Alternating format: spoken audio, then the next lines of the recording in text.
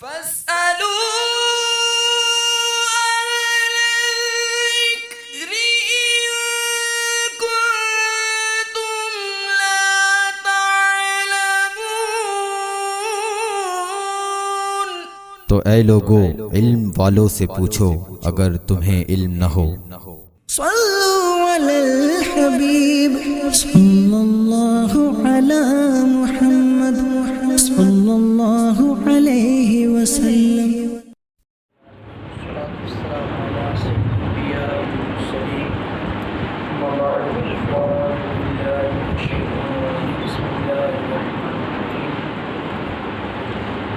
الصلاة والسلام عليك يا رسول الله وعلى آلك وصحبه قل أنبئكم بخير من ذلكم للذين اتقوا عند ربهم جنات تجري من تحتها الأنهار خالدين فيها أزواج مطهرة ورضوان من الله والله بصير بالعباد الذين يقولون ربنا إننا آمنا فاغفر لنا ذنوبنا وقنا عذاب النار۔ تم فرماؤ کیا میں تمہیں اس سے بہتر چیز بتا دوں پرہیزگاروں کے لیے؟ ان کے رب کے پاس جنتیں ہیں جن کے نیچے نہریں رواں، ہمیشہ ان میں رہیں گی، اور ستھری بیویاں، اور اللہ کی خوشنودی، اور اللہ بندوں کو دیکھتا ہے۔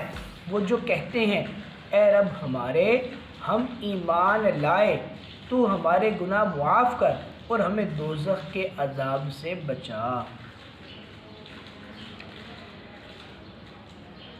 اس سے پہلے دنیا کی حقیقت کو بیان کیا گیا کہ دنیا کی حقیقت کیا ہے۔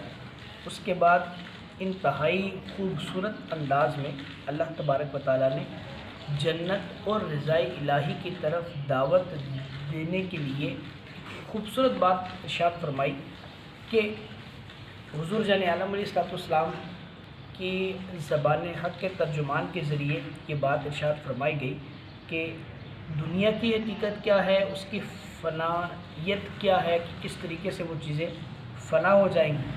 پھر اس کے بعد جو ہے وہ اللہ تبارک و تعالیٰ نے دنیا میں جو سب سے زیادہ خوبصورت مال ہوتا ہے، اولاد ہوتی ہے یا اس کی ازواج ہوتی ہیں، ان کا ذکر کرنے کے بعد پھر اس سے بہتر چیز کا ذکر کیا، جنت کا، کہ یعنی جنت میں جو مال تمہیں ملے گا یا جو اولاد تمہارے ساتھ ہوگی یا جو تو پاک بیویاں تمہارے ساتھ ہوں گی، جو باغات جن میں تم رہو گے، وہ سونے چاندی کے محلات جن میں تم رہو گے، وہ کبھی تم سے جدا نہیں ہوں گی، بلکہ ان کے اندر جو خوبصورت نہریں ہیں جیسے دودھ کی، شراب کی، شہد کی، اور جنت کی شراب جو ہے وہ ہمارے یہاں کی شراب کے مطابق بھی نہیں ہوگی کہ یہاں کی شراب جو ہے وہ عقل کو زائل کر دینے والی ہے۔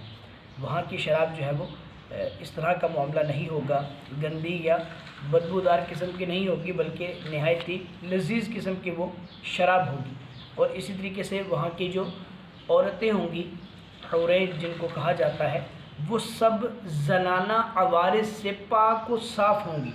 جو ہمارے ہاں دنیا کے اندر عورتوں کو جو بیماریاں لاحق ہوتی ہیں، ان سے وہ بالکل دور ہوں گی۔ یہ بہت ساری نعمتیں ہیں جن کا رب تبارک و تعالیٰ نے ذکر کیا۔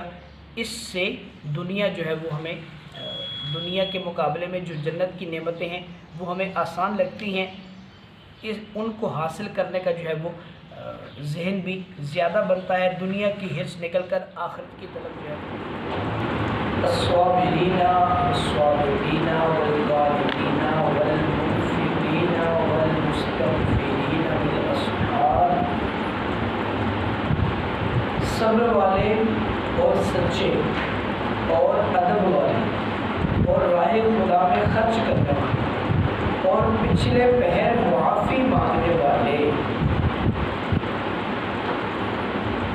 پیچھے جو آیات تھی ان میں اللہ تبارک و تعالیٰ نے دنیا کے طالبوں، یعنی جو دنیا کی طلب رکھنے والے ہیں، ان کے بارے میں کچھ چیزوں کی وضاحت فرمائی تھی۔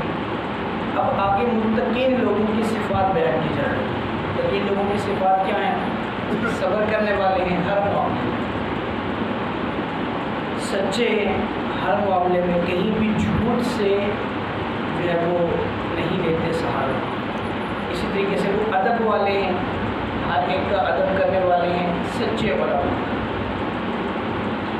راہ خدا میں خرچ کرنے والے ہیں، پچھلے پہر اٹھ کر معافی مانگنے والے ہیں، یعنی وہ پچھلا پہر جو سب سے قیمتی ہوتا ہے اس پہر میں اٹھ کر اللہ کی عبادت کرنے والے اور اللہ تبارک و تعالیٰ کی بارگاہ میں رونے والے، گڑ گڑانے والے، یہ سب متقین لوگوں کی صفات ہیں۔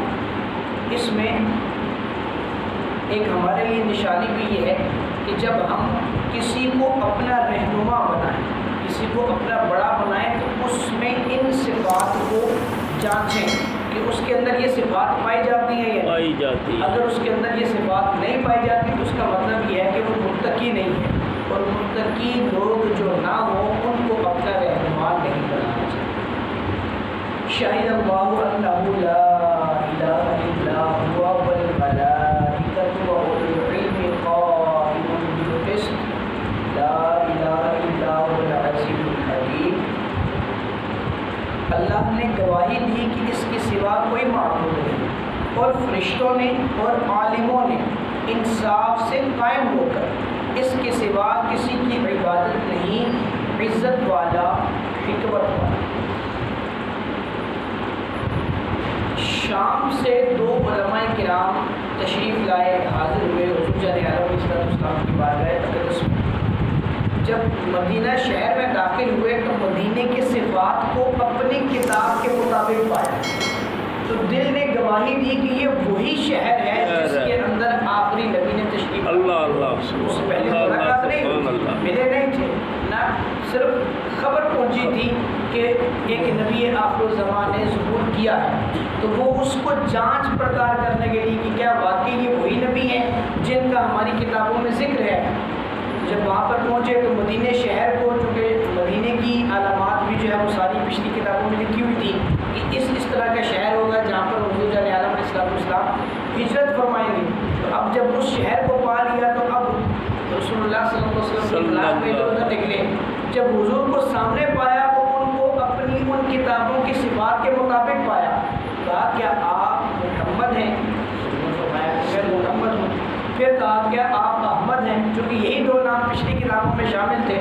جب احمد کا پوچھا تو حضور نے فرمایا کہ ہاں میں احمد ہوں صلی اللہ علیہ وسلم۔ پھر انہوں نے کہا کہ ہم آپ سے ایک سوال کریں، اگر آپ نے اس کا جواب دے دیا تو ہم آپ پر ایمان لے آئیں گے۔ جب انہوں نے سوال کیا تو سوال کیا تھا، یہ بتائیے کہ آپ کی کتاب میں سب سے بڑی شہادت کیا ہے جو رب نے دی، سب سے بڑی شہادت۔ تو جب انہوں نے یہ سوال کیا تو اسی وقت وہی نازل ہوئی، یہ آیت مبارکہ جو ہے وہ تشریف لائی، شاہد اللہ انہ لا الہ الا ہوا، یعنی اللہ نے سب سے بڑی گواہی یہ دی۔ کیا گواہی ہے؟ کہ اللہ جو ہے وہ یہ گواہی دیتا ہے کہ اللہ کے سوا کوئی معبود، یہ سب سے بڑی گواہی ہے جو تشریف لائی۔ پھر اس میں آپ دوسری بات یہ دیکھیں کہ اللہ تبارک و تعالیٰ کے یہاں علماء کی قدر کتنی ہے۔ ہم آج تو ہر بندہ اٹھ کر علماء پر بولنے لگ جاتا ہے، جی عالم نے یہ کیا، جی فلاں نے یہ کیا، جو فلاں مولوی ہے یہ تھا۔ آپ یہ دیکھیں کہ علماء کی قدر اللہ کے ہاں کتنی ہے کہ ان کی گواہی کو رب نے اپنی گواہی کے ساتھ رکھا، کہ اللہ نے گواہی دی کہ اس کے سوا کوئی معبود نہیں، پھر فرشتوں نے گواہی دی، پھر عالموں نے دی۔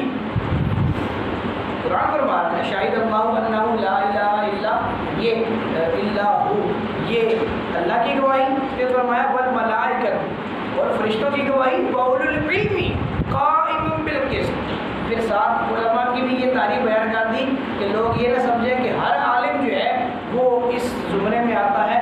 فرمایا وہ عالم جو انصاف کے ساتھ قائم ہو، یعنی ہر عالم، پتہ چلا کہ ہر عالم بھی انصاف والا نہیں ہے، بعض علماء سو بھی ہیں۔ یہاں پر علماء ربانی جو ہیں ان کے بارے میں یہ بات فرمائی گئی۔ اللہ تبارک و تعالیٰ کی بات کا دعا ہے کہ اللہ تبارک و تعالیٰ جو ہے وہ صحیح معنوں میں علم دین حاصل کرنے، اس کو دوسروں